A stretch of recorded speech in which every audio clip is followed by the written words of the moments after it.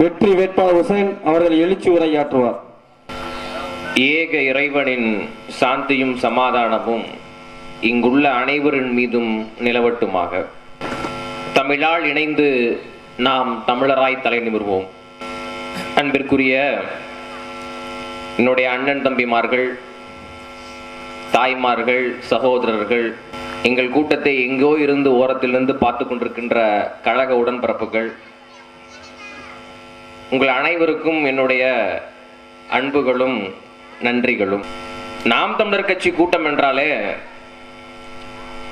இங்கே காசு புழங்காது, ஆனால் நல்ல கருத்துக்கள் புழங்கும். இங்கே கூட்டம் இருக்காது, ஆனால் உயர்ந்த கொள்கைகள் இருக்கும். எங்கள் கூட்டத்தை வேடிக்கை பார்த்து கொண்டிருக்கின்ற மக்களுக்கு நாங்கள் சொல்வது ஒன்றுதான், எத்தனை நபர்கள் சேர்ந்து கூட்டம் நடத்துகிறார்கள் என்பதை நீங்கள் பார்க்க வேண்டாம். இது என்ன ஒரு சின்ன கூட்டம் தானே, ஒரு 10-15 பேர் இருக்கிறாங்க, ஒரு 20 பேர் இருக்கிறாங்க. அந்த கட்சியில அவ்வளவு கூட்டம் கூடும், அந்த டிவியில அவ்வளவு பேரை காட்டுறாங்க. அதெல்லாம் பிரம்மாண்டமான கட்சி. அங்கெல்லாம் போனா கூட்டத்துக்கு காசு கொடுக்குறாங்க, அங்க ஓட்டு போடுறதுக்கு காசு தராங்க. அங்க போனா நம்ம எல்லாம் நல்லா பொழைச்சிக்கலாம், கான்ட்ராக்ட் எடுத்து பொழைக்கலாம், ஒரு வார்டு மெம்பராக ஆயிட முடியும். இல்ல ஏதோ ஒண்ணு அந்த பதவியில் இருப்பவர்களை நாம் ஜால்ரா போடுறதுனால, இல்ல அவர்களை அண்டி பிழைப்பதனால் ஏதோ ஒன்று நடந்து விடும் அப்படிங்கிற நம்பிக்கை இருக்கலாம். கூட்டத்தை பார்க்காதீர்களே நண்பு மக்களே, உயர்ந்த நல்ல கொள்கைகளை பாருங்கள். அதுதான் இங்கே தேவை. இங்கே தேர்தல் அரசியல் என்பது திட்டமிட்டு திருடர்களின் பக்கம் திருப்பப்பட்டிருக்கிறது. தேர்தல் என்றாலே திருடர் பாதைதான். அரசியல் என்றாலே அது அடாவடித்தனமானது.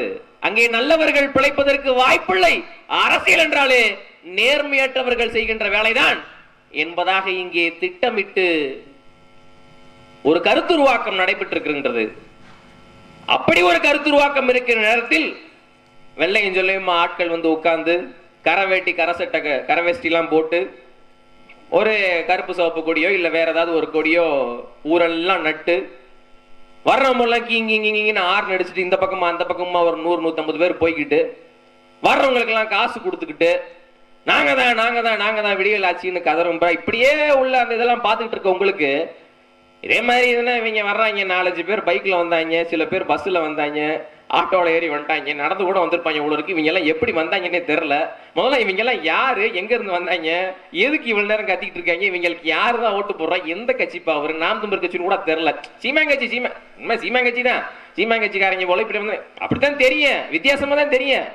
ஏன்? ஏன்னா பொழைக்க தெரியாத உலகத்துல நல்லவர்கள் எப்போதும் அப்படித்தான் இருப்பாங்க. நாங்கள் நல்லவர்களாக இருக்க போதுல நான் வெள்ளையும் சொல்லியமா அப்படிலாம் வர முடியாது. நான் உங்க மகன், நான் இப்படித்தான் வர முடியும். எனக்கு நீ என்ன ட்ரெஸ் வாங்கி கொடுத்தியோ, நான் என்ன உடை வச்சிருக்கிறோனோ அதான் போட்டு வர முடியும். என்னால வெள்ளையும் சொல்லியமா வர முடியாது. என்னால சைலோ கார்லயோ ஆம்னி கார்லயோ எல்லாம் வர முடியாது, ஏசி கார்ல வர முடியாது. வெள்ளையும் சொல்லி உங்களுக்கு கூட்டத்துக்கு வர்றவங்களுக்கு எல்லாம் காசு கொடுக்க முடியாது. பெரிய பெரிய பேனர் அடிச்சு பெருசா மேடை அமைச்சு அப்படிலாம் போட முடியாது. ஏன்? ஓட்டுக்கானவன் யார், இந்த நாட்டுக்கானவர்கள் யார் என்பதை நீங்கள் புரிந்து கொள்ள வேண்டும். இங்க இருக்கக்கூடிய எல்லாம் முன்னாடி பேச முடியுங்களா சொன்னாங்க, சிறுபான்மை என்று இஸ்லாமிய சமூகத்தை ஒதுக்கி வைத்தது திமுக, ஒதுக்கி வைத்தது அதிமுக. இத்தனை காலமாக இருந்த இருபெரும் திராவிட கட்சிகள் இஸ்லாமியர்களை சிறுபான்மையினர் என்று ஒதுக்கி வைத்தார்கள் என்பதாக எனக்கு முன்னாடி இருந்த பேசிய அண்ணன்மார்கள் எல்லாம் தெளிவு பெற பேசினார்கள். ஆமா, எங்கிருந்து தொடங்குச்சுன்னா, நான் பிறந்து ஆஸ்பத்திரியில கிடக்கும் போது பாய் அம்மாவுக்கு புள்ள பிறந்திருக்கு, பாய்க்கு ஆம்பளை புள்ள பிறந்திருக்கு அப்படின்னு அங்கேயே சொல்ல ஆரம்பிச்சிட்டாங்க. போய் வர்ற ஊர்ல இருக்கிற மளிகை கடையில பேசுறவங்க இல்ல கடைவீதி தெருவில் இருக்கிறவங்க எல்லாம் பாய் விட்டு போய தம்பி இல்ல அண்ணன் இல்ல அதெல்லாம் இல்ல, பாய் விட்டு போய போறாப்ல, பாய் நல்ல பையன் நல்ல அருமையான பையன், நல்லா பேசுவேன், பாய் விட்டு போய அப்படி. இதே கல்லூரிக்கு போறோம், பள்ளிக்கூடத்துக்கு போறோம், அங்க அதிகமா படிச்ச நண்பர்கள் மாமே மச்சான்னு கூப்பிடுவாங்க. அதை தவிர்த்து அட்டனன்ஸ் எடுப்பேன், எங்கடா அந்த பாய் பையன் வரலையா, அட்டனன்ஸ் எடுக்கும் போது அந்த பாய் விட்டு பையன் வரலையா, நீ வந்துட்டானா, இன்னைக்கு லீவ் ஓட்டானா. எங்கேயோ வேலைக்கு போனாலும் சரி அங்கேயும் ஒரு கூட்டம் இருக்குது, என்னன்னா அந்த பாய் பையன் நல்லா வேலை பார்ப்பல பாய் பையன். அப்படி போன இடமெல்லாம் இவர்கள் பூசியது இஸ்லாமிய சாயம், மத சாயம். ஒரே ஒரு கூட்டம், நாம் தமிழர் கட்சி கூட்டம், அவன் என் தம்பி என்று கூறியது. ஒரே ஒரு தலைவர், செந்தமிழன் சீமான் என்கிற ஒரு தலைவர், என் அன்பு மகன் அவன்தான் என்று கூறினார். அப்பா என்று சொன்னேன் நான், மகனே என்று கூறினார் அவர். அந்த காலகட்டத்தில், அந்த நேரத்தில் இந்த சிறுபான்மை என்கிற அந்த களங்கம் துடை தெரியப்பட்டது. அதுதான் உண்மை. எல்லாமே இங்கே சிறுபான்மையா? ஏ ரஹ்மான் இஸ்லாத்தை ஏற்றுக்கொண்டவர். இஸ்லாத்தை ஏற்றுக்கொண்டதுனால அவர் சிறுபான்மை, அவங்க அக்கா மகன் ஜிவி பிரகாஷ் பெரும்பான்மை. இதெல்லாம் கேவலமா இல்லையா? ஐயா இளையராஜா அவர்கள் பெரும்பான்மை, அவருடைய மகன் யுவன் சங்கர் ராஜா இஸ்லாத்தை ஏற்றிருக்கிறார், அதனால அவர் சிறுபான்மை. ஒரே குடும்பத்தில் அப்பன் பெரும்பான்மை மகன் சிறுபான்மை என்று உங்களுக்கு சொல்லிக் கொடுத்தது யாரு? நீங்க நினைக்க கூடும், நான் இந்த கூட்டம்னு இல்ல, எந்த ஊர்ல நாம் தமிழர் கட்சி கூட்டம் நடந்தாலும் அங்க பள்ளிவாசல்கள் பாங்கு ஓசை கேட்கும் போது கூட்டம் நிச்சயமாக அமைதியாக இருக்கிறது. இது நாம் தமிழர் கட்சிக்காரர்கள் கடைபிடிக்கக்கூடிய ஒரு ஒழுங்கு. இங்கேன்னு இல்ல, தலைமை ஒருங்கிணைப்பாளர் செந்தமிழ் சீமான் அவர்கள் பேசும்போது கூட பாங்கு சப்தம் கேட்டால் அங்கு ஓசை இல்லாமல் சப்தம் இல்லாமல் கொஞ்ச நேரம் அமைதி காத்து பாங்கு சத்தம் முடிந்த பிறகுதான் நாங்கள் பேச்சு தொடங்குறோம். இது நாங்கள் கடைபிடிக்கின்ற ஒழுங்கு.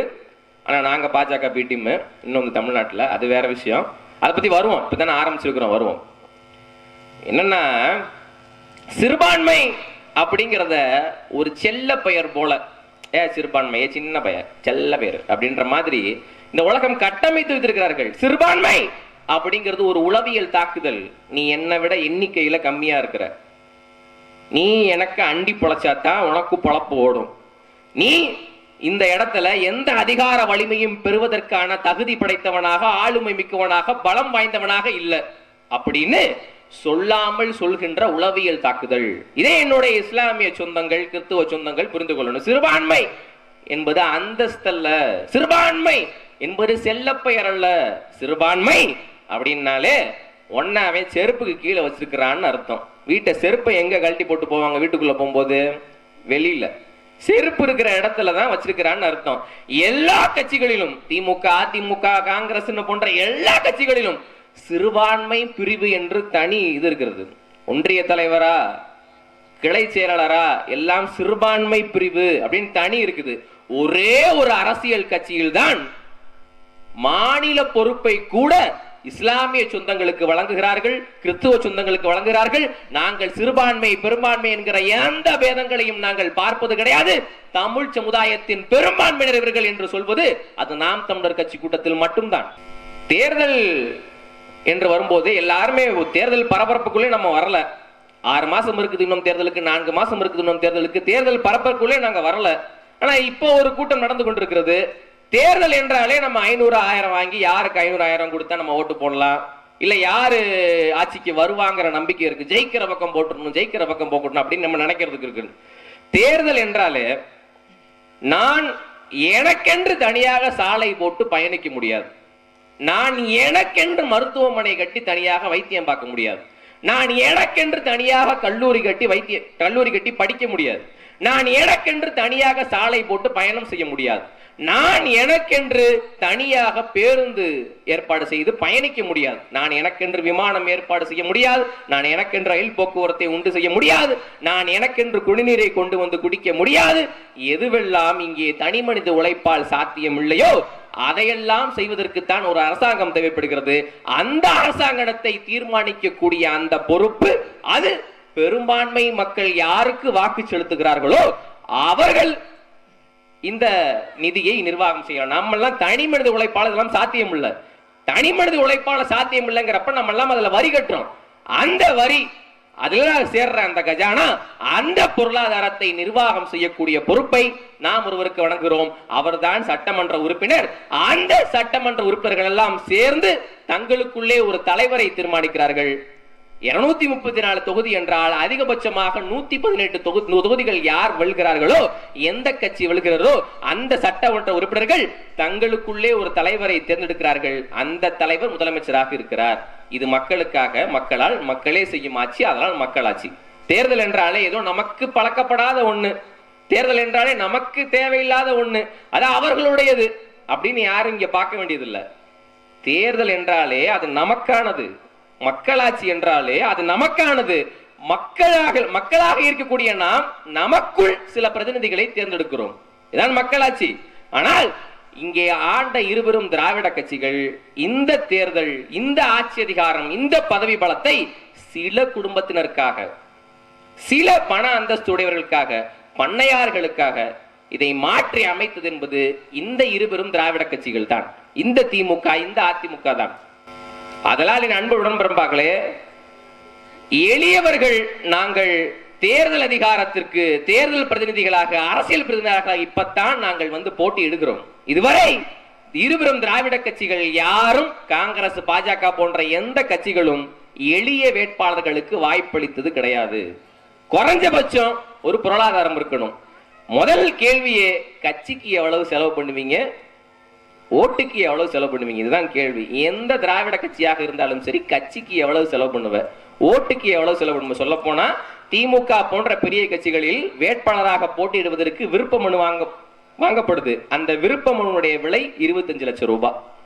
ஒரே ஒரு விருப்ப மனு, வேட்பாளராக போட்டியிட நான் விரும்புகிறேன் என்று விருப்ப மனுவை பூர்த்தி செய்து கொடுப்பதற்கு 25 லட்சம் ரூபாய். அப்ப சொல்ல போனா 25 லட்சம் ரூபாய் விருப்ப மனுவுக்காக செலவு செய்கிற அளவுக்கு பண்ணையார்களுக்கும் பணக்காரர்களுக்கும் தான் அந்த வேட்பாளராக போட்டியிடுவதற்கு, இல்ல சட்டமன்ற உறுப்பினராக ஆவதற்கென்று தகுதியே இருக்கிறது என்று இந்த சமுதாயம் நம்புகிறது. ஆனால் நாம் தமிழர் கட்சி, எங்களை போன்ற பிள்ளைகள், இந்த தொகுதிக்கு இந்த வேட்பாளர் சரியாக இருப்பார், இந்த தொகுதிக்கு கருத்தியல் ரீதியாக, இங்கே கொள்கை ரீதியாக, மக்களுக்காக உண்மையாக உழைக்க தயாரான ஒரு பிள்ளை, எல்லாரும் எங்களுக்குள்ள இருக்கிற எல்லாரும் தகுதி படைத்தவர்கள் தான். அதில் நாங்கள் ஒருவரை வேட்பாளராக முன்னிறுத்தி வேலை செய்கிறோம், அவ்வளவுதான். இங்கே வேட்பாளராக முடிவு செய்வதற்கு எந்த காசுகளும் வழங்கப்படுவதில்லை. நான் ஏதாவது காசு கொடுத்தேன்னா மாநில ஒருங்கிணைப்பாளர் ஐயா கருப்புசாமி அவர்கள் இருக்கிறார்கள், அவங்கள்ட்ட தான் காசு வாங்குறேன். அது உண்மைதான். அது நேற்று கூட சென்னையில ஒரு பொதுக்குழு கூட்டம் இருந்தது. மாச கடைசியாகி போச்சு, போயிட்டு வர்றது காசு இல்ல, கூட்டு போனது கருப்புசாமி தான். டீ வாங்கி கொடுத்தது, டிஃபன் வாங்கி கொடுத்தது டாஸ். ஒண்ணுமில்ல. என்னன்னா, நான் வாகனத்தை எடுத்து பயணிக்கிறேன், ரோட்ல சாலையில பயணிக்கிறேன். என்னை வழிமறைத்து இருக்கின்ற காவல்துறையினர் என்னிடம் லஞ்சமாக பணம் பெறுகிறார்கள். எல்லா ஆவணங்களிலும் இருந்த பிறகும் கூட என்னால் லஞ்சமாக சிலரை என்கிட்ட வாங்குறாங்க. சரியா? ஏன்னு கேட்டா, அந்த பதவிக்கு வருவதற்கு அவர் யாரிடத்திலேயோ லஞ்சம் கொடுத்திருக்கிறார். புரியுதா? எப்படி ஆரம்பிக்குதுன்னு சொல்றேன். அவர் லஞ்சம் கொடுத்திருக்கிறார். அவர் யாரிடம் லஞ்சம் கொடுத்திருக்கிறார்? அமைச்சர்கிட்ட. சரியா? அந்த அமைச்சர் ஏன் இந்த அதிகாரியிடம் லஞ்சம் வாங்கினார்? அந்த அதிகாரத்திற்கு வருவதற்கு அவர் மக்களாகிய நமக்கு லஞ்சம் கொடுத்திருக்கிறார், ஓட்டுக்கு காசு கொடுத்திருக்கிறார். ஆக ஊழலும் லஞ்சமும் பிறப்பது என்பதே ஓட்டுக்கு காசு கொடுக்கும் நேரத்தில் தான் என்று நம்முடைய தாத்தா முத்துராமலிங்க தேவர் சொன்னது எவ்வளவு உண்மைங்கிறத நீங்கள் புரிஞ்சுக்கணும். இவ்வளவுதான். பெரிய பெரிய கருத்து, சயின்ஸ், எக்கனாமிக்ஸ், பாலிடிக்ஸ், பெருசா ஸ்டாட்டிஸ்டிக்ஸ், பங்கு சந்தை நிலவரம், தங்க விலை நிலவரம், பெட்ரோல் டீசல் நிலவரம், எண்ணெய் அரசியல், சர்வதேச அரசியல், உலக பொருளாதாரம் என்னென்று எங்களுக்கும் பேச தெரியும். ஆனா என்னுடைய தாய் தாப்பினிடத்தில் நான் என்ன பேச வேண்டும் என்பது தெரிந்து உணர்ந்து நான் பேசுகிறேன். ஓட்டுக்கு நீங்கள் காசு வாங்குவது மட்டும்தான் ஊழல் லஞ்சம் உருவாக்குவதற்கான முதற் காரணம். ஓட்டுக்கு ஒருத்தன் காசு கொடுக்கிறான்னாலே, நான் எனக்கு கூட நீ ஓட்டு போட வேணாம், ஆனா ஓட்டுக்கு காசு கொடுக்காதவனுக்கு ஓட்டு போடு, அவ்வளவு நான் சொல்ல வர்றது. ஓட்டுக்கு காசு கொடுக்கிறான்னாலே அவன் திருட போறேன்னு முதல்ல உங்ககிட்ட தெரிவிச்சுட்டு போறான்னு அர்த்தம். ஏன்னா போட்டது எடுக்கணும்ல. ஒரு ஓட்டுக்கு 1000 ரூபாய், ஒரு வீட்டுக்கு 5000 ரூபாய். எத்தனை வீடுகள் இருக்கிறது, எவ்வளவு ஓட்டுகள் இருக்கிறது? எல்லாத்துக்கும் 1000, 500. இரு கட்சிகளும் போன எலெக்ஷன் தோத்துட்டேன்னா அதையும் சேர்த்து எடுக்கணும். பரமசிம்ம ஐயா சொல்லுவேன் நீங்க நினைக்கலாம், கிடையாது. எல்லாரையும் சேர்த்து சொல்றேன். நான் டாக்டர் இல்லையா, வலிக்காம ஊசி போடுறவர் இல்லையா, நம்மளும் கொஞ்சம் வலிக்காம தான் போடணும். அதனால போன எலெக்ஷன் தோத்துட்டா ரொம்ப மோசம். ஏன்னா அப்பையும் செலவு பண்ணதும் சேர்த்து எடுக்கணும். புரியுதா? அப்ப ஓட்டுக்கு காசு கொடுக்கிறான்னாலே அவன் திருட போறான்னு அர்த்தம். ஏன்னா போட்டது எடுக்கணும். சில 100 கோடி ரூபாயை முதலீடு செய்தவன் பல லட்சம் கோடிகளை திருப்பி எடுப்பான். அதுதான் இங்க கருணாநிதி போன்றவர்கள், ஜெயலலிதா போன்றவர்கள், இல்ல யாருமே சரி, இந்த அரசியல் வட்டாரத்தில் நீங்கள் நான் சொல்றதை கேட்க வேணாம். பொதுவாக ஒரு அமைச்சர், பொதுவாக ஒரு அரசியல்வாதி, ஏன்னா இந்த ஒரு வார்டு கவுன்சிலர் எடுத்துக்கோமே, தெருவில் ஒரு 4 வார்டுல இது பண்ண ஓட்டுவாங்க, 4 தெருவில் ஓட்டுவாங்க ஒரு வார்டு கவுன்சிலர். அவர் அந்த பதவிக்கு வர்றதுக்கு முன்னாடி எப்படி இருந்தாருன்னு பாரு. கிழிஞ்ச கைலி ஓட்டிருப்பேன், அதுல 4 ஓட்ட இருக்கேன், ஒரு பீடி வச்சிருப்பேன் கையில, பீடியை பிடிச்சிக்கிட்டே இங்கிட்ட அங்கிட்டு தெரிஞ்சுக்கிட்டு இருந்திருப்பேன். 4 பேர்கிட்ட பழக்கம் பிடிச்சிருப்பேன். அதிகமா கொத்தனார் வேலை பார்த்திருப்பாங்க, இல்ல ஏதாவது ஒரு மளிகை கடை வச்சிருப்பாங்க, இல்ல ஏதாவது ஒரு பலசர கடை வச்சிருப்பாங்க, இல்ல அதுவும் இல்ல ஏதாவது ஒரு அரசியல்வாதி பின்னாடி ஜாலரா போட்டு தெரிஞ்சிருப்பாங்க, இல்ல எதுவுமே இல்லை ஏதாவது ஒரு வேலை, கண்டிப்பா கூலி தொழிலாளியாக அந்த மாதிரி ஏதாவது ஒரு எந்த விதமான பொருளாதார பின்னணியும் இல்லாதாக ஒரு ஆளா தான் இருந்திருப்பான். ஆனால் அந்த தேர்தலில் ஓட்டுக்கு 300 ரூபா கொடுக்குறான், ஓட்டுக்கு 500 ரூபா கொடுக்குறான், போட்டு போட்டு சாதி பார்த்து அவன் காசு கொடுக்கலன்னு கொடுக்கலன்னு தெரியும், நம்ம சாதிக்காரன் வார்டில் நிற்கிறான், அவனுக்கு ஓட்டு போடுவோம், போட்டாச்சு ஓட்டு. அதே கவுன்சிலர், அதே ஊராட்சி மன்ற தலைவர் பதவிக்கு வந்த பிறகு சில ஆண்டுகள் ஆன பிறகு அவருடைய தோற்றத்தை பாரு, வெள்ளை வேஷ்டி வெள்ளை சட்டை, அந்த கரை வேஷ்டி திமுக கலரை தவிர வேற எந்த கரையும் அந்த வேட்டில இருக்க போறது இல்ல. அப்படியே பளிச்சுன்னு அயன் பண்ணி, அந்த அயன் பண்ண கோடெல்லாம் தெரியும் பாத்திருக்கீங்களா, அப்படியே அது இதாகாது. காலையில ஒரு சட்டை, சாயந்தரம் ஒரு சட்டை, ரெண்டுமே வெள்ளை சட்டை. அவன் மாத்தினானா இல்லையான்னு கூட நமக்கு தெரிய போறது இல்ல, ஆனா அவன் மாத்திருப்பான். காரு, சைலோ காரு, ஏசி எப்ப இந்த குளிர்ல ஏசி போட்டுதான் போவாங்க. அவன் காசா என்ன கவலை, பெட்ரோல் டீசல போட்டு இங்கிட்டு அங்கிட்டு ஓடிட்டு இருப்பாங்க. 4 பேர் இங்கிட்டு போக, 4 பேர் அங்கிட்டு போக, ஒரே பரபரப்பா இருக்க. எப்படி பாரு, ஓட்டு காசு வாங்குற நீ என்ன சொல்ற, நம்ம காசு தானப்பா, நம்ம காசு நமக்கு தரேன், நம்ம காசு தாங்கம்மா. அது எப்படி அவங்கிட்ட போச்சு, எப்படி எடுத்தேன், உன் காசு திருடி ஒருத்தர் உங்ககிட்ட கொடுக்குறேன், எப்படி தாங்க தாங்க என் காசு தான் தாங்க. என்னது இது மானமுள்ள எவனா, நீ எப்படி காசு கொடுக்குற, என் காசு நீ எப்படி எனக்கு தெரியாம எப்படி எடுத்த, செருப்பை கழட்டி அடி அடிச்சிருந்தா இவன் காசு கொடுப்பான, விளக்கமாத்த எடுத்து 4 அடி அடிச்சிருந்தா இவன் காசு கொடுப்பான, எப்படி அந்த இடத்துக்கு வர்றான். சாதாரண கவுன்சிலருடைய வாழ்க்கை தரம் என்பதே அவ்வளவு உயர்கிறது. அமைச்சர் என்றால் சொல்ல வேண்டியதில்லை, ஐயா ஐ பெரியசாமி இருக்கிறார் முன்னுதாரணமாக. எனக்கு தெரிஞ்சு சூரிய வம்சம் சரத்குமார் கூட அவ்வளவு பெரிய பணக்காரன் ஆனதில்லை ஒரே பாட்டுல, சரியா. ஐயா காந்திராஜன் எடுத்துக்கோங்க, அது எப்படி எத்தனை கட்சி மாறினாலும் அவர் மட்டும் எம்எல்ஏ ஆகிறாரு. ஏன் இந்த கேள்வி எவனும் கேட்கல, யார வேணா எடுத்துக்கங்க. ஐயா பரமசிவம் எடுத்துக்கங்க. எப்பா நம்ம எல்லாம் என்ன சொல்லுவோம், ஒருத்தர் நல்லா படிக்கிற பிள்ளைனால என்ன சொல்லுவோம், நல்லா படிக்கிறேன் 1200க்கு 1300 படிச்சு எப்படியாவது டாக்டர் ஆயிருங்கப்பா, நல்லபடியா நல்லா சம்பாதிக்கலாம், நல்ல பிள்ளைய கல்யாணம் பண்ணிக்கலாம், பணக்கார வாழ்க்கை, நல்ல வாழ்க்கையை உயர்த்தரமான அந்த டாக்டர் வேலையும் விட்டுட்டு ஒருத்தன் அரசியலுக்கு வந்திருக்காங்க. அப்படின்னா அதை விட எவ்வளவு சம்பாதிக்க முடியுங்கிறத பார், எவ்வளவு சம்பாதித்திருப்பார்கள் என்று பார். ஏதோ வேட சுந்தர தொகுதியை சொல்லவே தேவையில்லை. இங்கே யார் சட்டமன்ற உறுப்பினராக தேர்ந்தெடுக்கப்படுகிறார்களோ அந்த கட்சி தான் ஆளுங்கட்சியாகவும் தமிழ்நாடு முழுக்க வந்திருக்கிறது.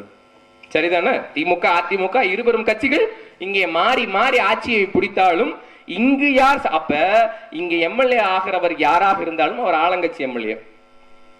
அப்படித்தானே. இங்க எம்எல்ஏ ஆகிறவர் யாராக இருந்தாலும் ஆளுங்கட்சி எம்எல்ஏ. நீங்க ஒரு திறனாய்வு செய்து பாருங்கள். இவர்கள் நம்ம கிட்ட ஓட்டு கேட்க வந்தப்ப இந்த மூஞ்சி எப்படி இருந்துச்சு, இப்ப எப்படி இருக்குது. 5 வருஷத்துக்கு முன்னே ஆளே பார்க்க மூஞ்சியே பார்க்க முடியலங்க ஒருத்தன், அப்புறம் எங்க இருந்து நான் பாக்குறது. ஓட்டு கேட்க வந்தப்ப பார்த்தது மாரம்பாடி பகுதியில குடிநீர் தொட்டி உடஞ்சு போச்சு. இப்ப இந்த தொட்டில எப்ப உடையும் தெரியல, உட்காரணும் கொஞ்சம் பார்த்தோம் உட்காரணும். குடிநீர் தொட்டி உடஞ்சு போச்சு. அது எப்படின்னா 50,000 லிட்டர் அதுல சேமிச்சு வைக்கலாம். அந்த குடிநீர் தொட்டி அங்கே உடஞ்சு போயிருச்சு. அந்த குடிநீர் தொட்டி உடஞ்சதுக்கு அப்புறம் அது எப்படின்னா 30 வருஷமா அந்த குடிநீர் தொட்டி அங்கதான் இருக்குதான். மாத்த சொல்லி பல முறை மக்கள் மனு கொடுத்திருக்கிறார்கள். குறிப்பா மாரம்பாடி பகுதியில் அவர் வந்தப்ப பல முறை அவர்கள் சட்டமன்ற உறுப்பினர் காந்திராஜன் அவர்கள் இடத்துல மனு கொடுத்திருக்கிறாங்க. ஆனா இது பண்ணல. உடஞ்சு அந்த தண்ணி வெள்ளம் மாதிரி வீட்டுக்குள்ள வந்தது. நான் வெள்ளம் தான் வந்துருச்சோ, 90கள்ல எப்படி ஒரு வெள்ளம் வந்துச்சோ அந்த பகுதிகளில், அந்த மாதிரி வெள்ளம் தான் வந்துச்சோன்னு நான் பயந்துட்டேன் அப்படின்னு அங்க இருக்கிற அம்மா எல்லாம் கையை பிடிச்சி சொல்றாங்க. அந்த இடத்துல அந்த களத்தையும் பார்வையிட முதல் ஆளாக சென்றது நாம் தமிழர் கட்சியினர் தான். நாங்கள் பார்வையிட்ட பிறகுதான் அதிமுகவினுடைய முன்னாள் எம்எல்ஏ ஐயா பரமசிவம் அவர்களே அங்க வந்தார். ஏன் அவர் இப்ப ஆளுங்கட்சி எம்எல்ஏ இல்ல, அதனால வந்தாரு. ஆளுங்கட்சி எம்எல்ஏவாக இருக்கக்கூடிய இந்த சம்பவத்திற்கு பொறுப்பேற்றக்கூடிய ஐயா காந்திராஜன் அவர்கள் கடைசி வரை அந்த பகுதிக்கு வரவே இல்லை. கடைசி வரை வரல. உண்மைதானே, கடைசி வரை வரல. நீ நல்லா கவனிச்சு பாரு. இந்த திமிரு அவர்களுக்கு எங்கிருந்து வருது? ஒரு அசம்பாவிதம் நடக்கிறது, அந்த அசம்பாவிதனுக்கு பொறுப்புதாரியே அவன் தான். சரியா?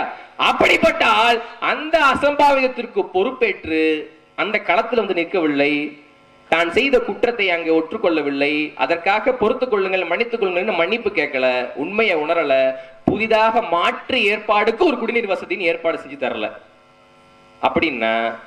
ஆனா அதே காந்திராஜன் 4 மாசத்துக்கு பிறகு தேர்தலில் வாக்கு கேட்பதற்கு வருவார மாட்டார். அப்ப இந்த திமிரு அவங்களுக்கு எங்கிருந்து வருது? நான் திமுக, நான் அதிமுக, என்னுடைய வேலை ஓட்டு கேட்பது, ஓட்டுக்கு பணம் கொடுக்கிறது, அதுல இருந்து கிடைத்த பதவியை நான் அனுபவித்துக் கொள்வேன், மக்களுக்கு என்ற எந்த அடிப்படை வசதிகளையும் நான் செய்ய மாட்டேன் என்றால் இந்த திமிரு அவர்களுக்கு எங்கிருந்து வருகிறது? ஏனென்றால் இந்த அடிப்படை வசதிகளை பற்றி இந்த மக்கள் எந்த கேள்வியும் இனி கேட்க போவதில்லை. அவர்கள் கேட்க போவதெல்லாம் ஓட்டுக்கு எவ்வளவு கொடுப்ப, இந்த கேள்விதான். இன்னொன்னு, ஜெயிக்கிற பக்கம் போட முடியுமா, இந்த கட்சி ஜெயிச்சிருமா, ஜெயிக்கிற பக்கம் நிக்கணும், ஜெயிக்கிற பக்கம் நிக்கிறது இல்ல வீரம், நிக்கிற பக்கத்தை ஜெயிக்க வைக்கிறது தான் வீரம். இது என்னுடைய மக்களுக்கு எப்படி புரியாம போனது? சொல்றாங்கல்ல, எதுக்கு எடுத்தாலும் ஒரு புது கட்சி, இந்த வாக்கு அரசியலில் திமுக அதிமுக இருவரும் திராவிட கட்சிகள் இருக்கிற இடத்துல ஒரு புது கட்சி அரசியலுக்கு வந்தாலே அதுக்கு பிஜேபி முத்திர குத்துறது. பிஜேபியின் பி டீம், பி டீம்னு ஒரு கோட்பாடு. இது அந்த கட்சியினுடைய பி டீம், இந்த கட்சியினுடைய பி டீம், பி டீம் முத்திர குத்துறது. ஐயா திருமாவளவன் இருக்கிறார்ல, அவரு பிஜேபியின் குழந்தை அப்படின்னு சொன்னது யாரும் திரும்பல, மூத்த பிள்ளை ஐயா கமலஹாசன். இப்ப அறிவாலயத்தில் தான் படுத்திருக்க அந்த பிள்ளை, அது சொன்ன அதே மூத்த பிள்ளை. இந்த திருமாவளவன் அவர்கள் இப்போது சொல்கிறார்கள் பிஜேபியின் பி டீம் சீமானும் விஜயும் அப்படின்னு. புதிதாக ஒரு கட்சி வந்தாலே, தேர்தல் அரசியல் வாக்கு அரசியல புதிதாக ஒரு கட்சி வந்தாலே அந்த கட்சி பி டீம், பிஜேபியுடைய பி டீம், பிஜேபியுடைய பி டீம் என்று சொல்பவர்கள் இந்த ஆளுங்கட்சி அந்த பிஜேபியை எவ்வளவு எதிர்த்ததுன்னு சொல்லணுமா வேண்டாமா? நான் ஒரு வீரன், நான் இருக்கிற வரை பிஜேபி உள்ள வராதா அப்படின்னு சொல்றவன் தானே வீரன். ஆனா இந்த திமுக அதிமுக போன்றவர்கள், குறிப்பா அதிமுக வெளிப்படையான கூட்டணி நான் பாஜகவோடு, ஆனால் அந்த அதிமுகவை கூட்டணியில் இருந்தாலும் இல்லாவிட்டாலும் பிஜேபியினுடைய குழந்தை என்று யாரும் சொல்றது இல்ல. இந்த எனக்கு முன்னால் பேசியவர்கள் சொன்னார்கள், மனித மலம் என்று எங்களால் விமர்சிக்கப்படுகிற ஐயா ஹச்ராஜா அவர்கள் சாரணர் இயக்க தேர்தல் கூட தோற்கிறாரு. NSS கேம்புக்கு ஒரு தேர்தல் நடக்குது, ஒரு சின்ன பின்ன ஒரு சாரணர் இயக்கங்கள்ல, அந்த சாரணர் இயக்க தேர்தல் கூட தோற்கிற ஐயா ஹச்ராஜாவை முதன்முதமாக காரைக்குடி சட்டமன்ற தொகுதியில் எம்எல்ஏவாக சட்டமன்ற உறுப்பினராக ஆக்கியது இதே கேடுகட்ட திமுக. வாழும் புனிதர் என்று நாம் நல்ல கண்ணு ஐயாவே சொல்லலாம். ஐயா கம்யூனிஸ்ட் கட்சியை சேர்ந்த வாழும் புனிதர், நேர்மையின் ஒழுக்க சீலர், கம்யூனிஸ்ட் கட்சியை சேர்ந்த ஐயா நல்ல கண்ணு அவர்கள். எப்படின்னா, ஆங்கிலேய காலத்துல, அந்த காலத்துல சுதந்திர போராட்டத்தில் இருக்கும்போது அந்த சுதந்திர போராட்டத்தில் பங்கு பெற்ற ஒரு தியாகி, பங்கு பெற்ற தியாகின்னா சும்மா இல்ல, அதுக்காக என்னவோ படம் எடுத்தவன் வசனம் எழுதினவன் இல்ல, போராட்டங்களில் பங்கு பெற்று சிறை சென்றவர் ஐயா நல்லகண்ணு அவர்கள். அந்த நல்ல கண்ணுவை நாங்கள் உன்னை விடுதலை செய்து விடுகிறோம், ஆனால் நீங்கள் மன்னிப்பு கடிதம் கொடுக்க வேண்டும் அப்படின்னு ஆங்கிலேயன் சொல்றான். நான் விடுதலை செஞ்சிடறோம், ஆனால் நீ அப்படியெல்லாம் மன்னிப்பு கடிதம் கொடுத்து நான் விடுதலை செய்ய வேண்டிய அவசியம் இல்லை என்று திமுரோடு சிறையில் இருந்தவன், இந்திய சுதந்திரத்துக்காக திமுரோடு சிறையில் இருந்தவன் கருணாநிதிக்கு மூத்தவர். வயசு அடிப்படையில் பார்த்தா 104 வயது ஐயா சொல்றாங்க. கருணாநிதிக்கு மூத்தவர். அதே வயதுடைய கருணாநிதி அந்த சுதந்திர போராட்டத்தில் எங்க மயிர புடுங்கிட்டு இருந்தார்? இந்த கேள்வியை யாரும் கேட்கல. அதே வயதுடைய கருணாநிதி அந்த நல்ல கண்ணுவ என்ன செய்யறான்? ஆங்கிலேயன் சுருட்ட வச்சு மீசையை சுடுறான். சுருட்ட வச்சு ஒவ்வொரு முடியா புடுங்கி புடுங்கி சுருட்ட வச்சு மீசைய சுடுறான். அப்படியும் கூட மன்னிப்பு கடிதம் எழுதி கொடுக்காத ஒரு பெருந்தகை இந்த சுதந்திரத்துக்காக போராடி இந்த நாட்டை சுதந்திர நாடாக, ஜனநாயக நாடாக உருவாக்கிய பெருந்தகையில் ஒரு முக்கியமான பெருந்தகை ஒரு தமிழன் ஐயா நல்லகண்ணு அவர்கள் இத்தனை ஆண்டுகால அரசியலில் ஒரு வார்டு மெம்பரா கூட இல்லடா, ஒரு வார்டு கவுன்சிலரா கூட இல்லடா.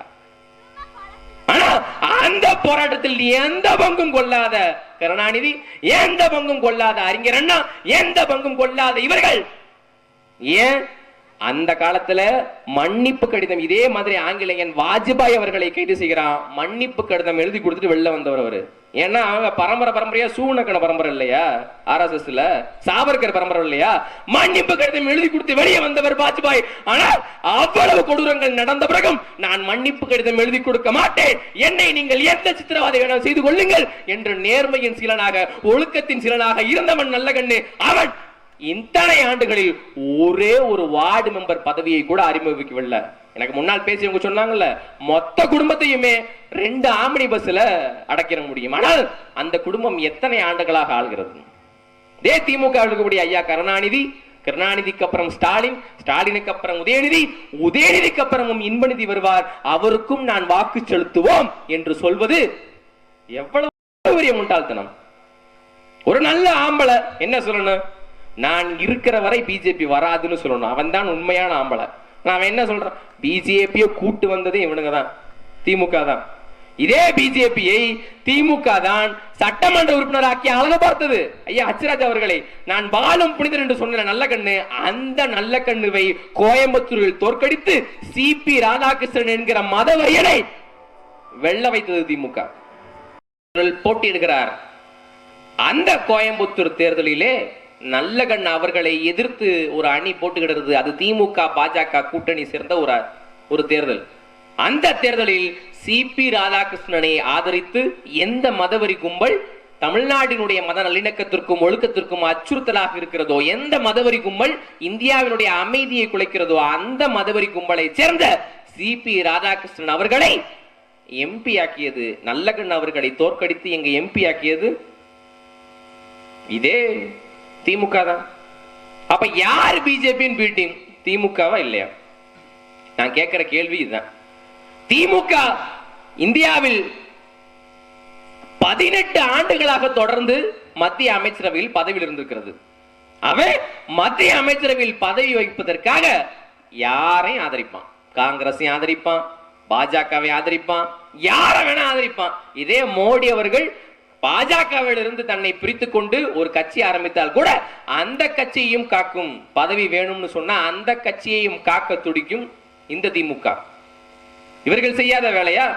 கேட்டா சொல்லுவாங்க, right man in wrong party. Vajpayee காலத்துல நாங்கள் வாஜ்பாய் என்பவர் ஒரு பிரதமராக இருக்க வேண்டும் என்றதுக்காகத்தான் நாங்கள் பிஜேபி ஆதரிச்சோம், மற்றபடி பிஜேபி ஆதரிக்க வேண்டிய நிலைமையும் உள்ள right man in wrong பார்ட்டியா?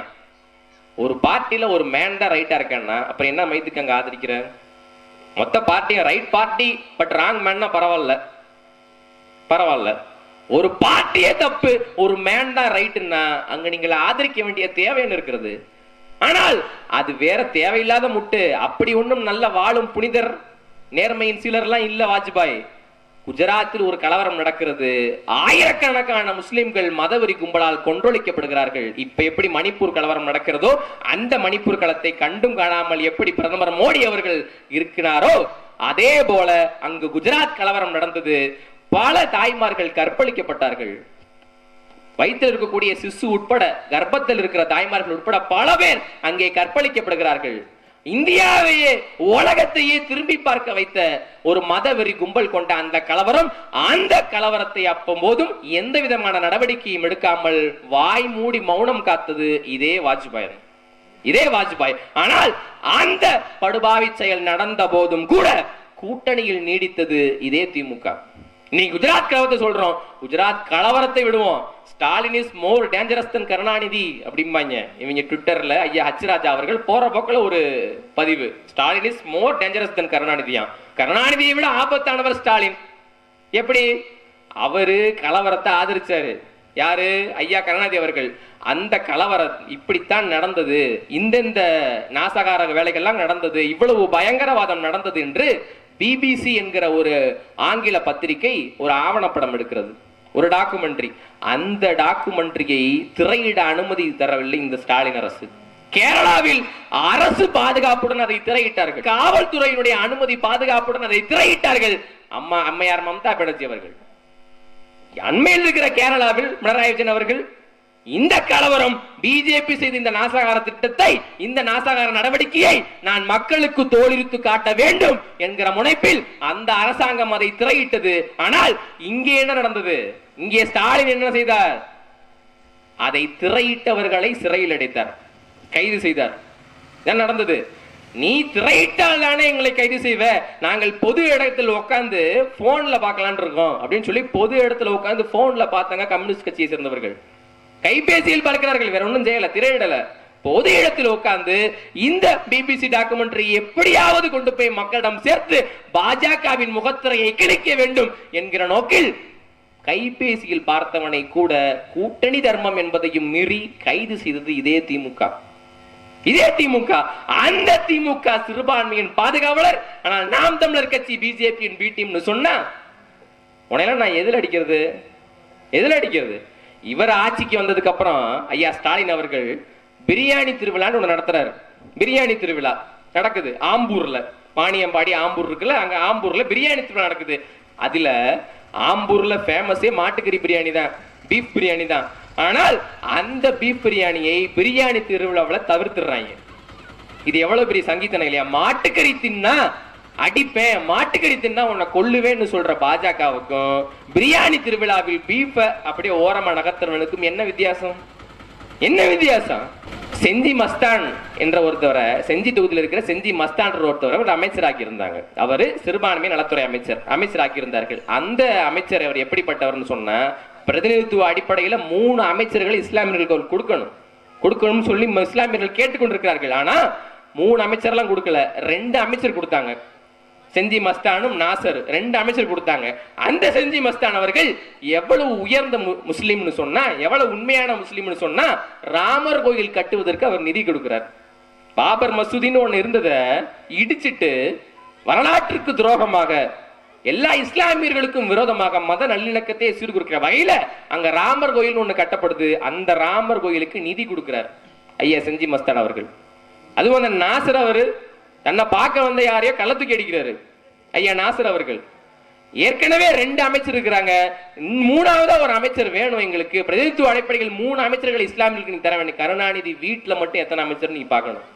Karunanidhi வீட்டுல ஸ்டாலின் முதலமைச்சர், உதயநிதி துணை முதலமைச்சர், கனிமொழி அவர்கள் இருக்கிறார்கள். எத்தனை நாயுடுக்கு இவர்கள் அமைச்சர் பதவி வந்து வாங்கி வச்சிருக்கிறார்கள். தொடர்ந்து அதிகார வர்க்கத்தில் பரம்பரையாக ஆள்வது இவர்கள். இஸ்லாமியர்கள் கேட்ட ஒரு சிறு கோரிக்கை, 3 அமைச்சர் பெருமக்கள் எங்களுக்கு வேண்டும் என்று சொன்ன பிறகு அதை செய்யாம எரியிற நெருப்புல எண்ணெய் ஊத்துற மாதிரி ஒரு அமைச்சரை துண்டிச்சுட்டு வெறும் ஒரு அமைச்சர் தான் வச்சாங்க. இப்ப அவரையும் துணிச்ச செஞ்சி மஸ்தானையும் இப்ப அமைச்சர் இல்ல, ஐயா நாசர் அவர் மட்டும் தான் அமைச்சரா இருக்கிறார். அவர் எதுக்கு இருக்கிறாரு, ஏன் இருக்கிறாருன்னு அவருக்கும் தெரியாது, இவருக்கும் தெரியாது. சும்மா ஒப்புக்கு ஒருத்தர் அமைச்சராக இருக்க வேண்டும். அதாவது ஊழல் வழக்கு போடப்பட்டு சிறையில் சென்றிருக்கிறார் ஐயா செந்தில் பாலாஜி அவர்கள். ஊழல் வழக்கு அவர் மேல இருக்குது, சிறைக்கு போயிருக்கார். ஆனால் அந்த சிறையில் இருந்து வெளிவந்த செந்தில் பாலாஜி இலாக்கா இல்லாத அமைச்சராக தொடர்ந்தார். புரியுதா? அவர் எந்த காரணத்தை கொண்டும் அமைச்சரில் இருந்து இறங்கல. வழக்கு நடக்கும் போதும் அவர் அமைச்சர் தான், வழக்கு விட்டு வெளில வரும்போது அவர் அமைச்சர் தான். இன்னும் அவருக்கு துறை ஒதுக்கி இருந்தார்கள், மின்சாரத்துறையும் மதுவிலக்கு அமலாக்கத்துறையும் கொடுத்திருந்தார்கள். அதுக்கப்புறமும் கூட அவர் அமைச்சர் தான். ஆனா இஸ்லாமிய பிரதிநிதிகளாக இருக்கக்கூடிய 2 பேர்ல ஒரு அமைச்சரை அவன் தூக்குறான்னு சொன்னா உண்மையிலே இது யாருக்கான ஆட்சி? உண்மையிலே இது யாருக்கான ஆட்சி? ஏன் KN நேரு அமைச்சர் பதவியில இருந்து கொஞ்ச நாள் தூக்கி வைங்க, ஐபிரியசாமி சும்மாதான் இருக்காரு, அவரை கொஞ்ச நாள் இந்த ஐபிரிய தூக்கி வைங்க. எவ்வளவோ பேர் இருக்கிறாங்க, ஊழல் வழக்கு எத்தனை அமைச்சர்கள் மீது நிலுவையில் இருக்கிறது, அவரெல்லாம் தூக்கி வைக்க வேண்டியதானே? ஏற்கனவே நீங்கள் கொடுத்திருப்பது சிறுபான்மை என்கிற முத்திரை. இந்த சிறுபான்மையினருக்கு பாதுகாப்பாக யாரும் இல்லை, இவர்களிடமிருந்து அதிகாரமிக்க ஒரு பதவியில் ஒருவர் வர வேண்டும் என்று சொல்வது நீங்களே தான். அதற்காக மாறி மாறி திமுகவுக்கு வாக்களிப்பது இதே இஸ்லாமிய பெருமக்கள். ஆனால் அந்த இஸ்லாமிய பிரதிமக்களிலிருந்து ஒரு பிரதிநிதிவர், அவரை நான் ஆதரிக்கல, அவருக்கு நான் வாக்கு செலுத்துறேன், நாங்கள் எதிர்ப்பு அரசியல் தான் செய்கிறோமாம். ஆனால் அந்த பிரதிநிதிகளும் இல்லாமல் ஒரு சமூகத்தை நிராயுத பாணியாக விற்பதை எப்படி அனுமதிக்க முடியும்? திருப்பரங்குன்றம் விவகாரத்துல இவர்கள் செய்தது நமக்கு தெரியாதா? அந்த பிரச்சனையை நினைச்சிருந்தா திமுக அப்பவே முடிச்சிருக்கலாம். ஏன்? ஆங்கிலேய காலத்திலேயே ஒரு தீர்ப்பு இருக்கிறது. அந்த தர்காவுக்கு சொந்தமான 1/2 ஏக்கர் அங்கே இருக்கிறது. அந்த 1/2 ஏக்கரில் இங்கே வழிபாடு நடக்கிறது. அங்க கந்தூரி கொடுக்கறாங்க, குர்பானி கொடுக்கறாங்க, என்னமோ செய்யட்டும். அங்கே மிருகவதை நடக்கிறதா? அங்க ஆடு இருக்கிறாங்களா, கோழி இருக்கிறாங்களா? இருக்கட்டும், அவங்க விஷயம். அந்த கேஸ் அப்பயே முடிஞ்சிருச்சு.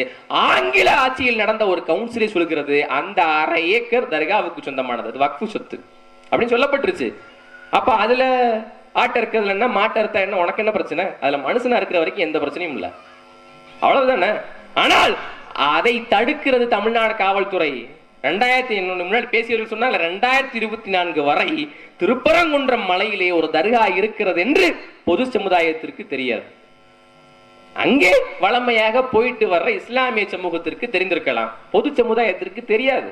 ஆனால் அந்த இடத்துல இருக்கிற ஒரு வழிபாடு, அதுல இருக்கிற சிக்கல், அந்த சிக்கலை தீர்த்து வைக்க வேண்டும். அங்கே ஊரெல்லாம் நிலைநாட்டாத மத நல்லிணக்கத்தை திருப்பரங்குன்ற சிக்கந்தர் மலையில தான் மத நல்லிணக்கத்தை நிலைநாட்டுவேன் அப்படின்னு சொல்லி ஸ்டாலின் துடிக்கிறாருன்னா உண்மையில அங்க நடந்தது என்ன? மத நல்லிணக்கம் அங்க நிலைநாட்டப்பட்டுச்சா? இத மத நல்லிணக்கம் அங்க சீர்குலைக்கப்பட்டுச்சா? இது காரணம் என்ன? என்ன காரணம்? நினைச்சிருந்தா அப்பவே அடைக்கிற முடியாத ஆர்எஸ்எஸ் பேரணி, வரலாற்றில் எந்த காலத்திலும் நடக்காத ஆர்எஸ்எஸ் பேரணி கோயம்புத்தூர் கலவரத்துக்கு அப்புறம். அண்ணன் சொன்னாங்கல்ல, கோயம்புத்தூர் கலவரத்துல ஆர்எஸ்எஸ் பேரணி நடத்தி இந்துத்துவவாத சிந்தனை கொண்ட காவல்துறையினரை அங்கே அமர்த்தி கலவரத்தை தூண்டி விட்டது இதே திமுக. அதற்கப்புறம் ஆர்எஸ்எஸ் பேரணிக்கு எந்த காலகட்டத்திலும் அனுமதி கொடுக்கல. ஆனால் அந்த ஆர்எஸ்எஸ் பேரணிக்கு மீண்டும் அனுமதி கொடுத்தவர் இதே மு க ஸ்டாலின்.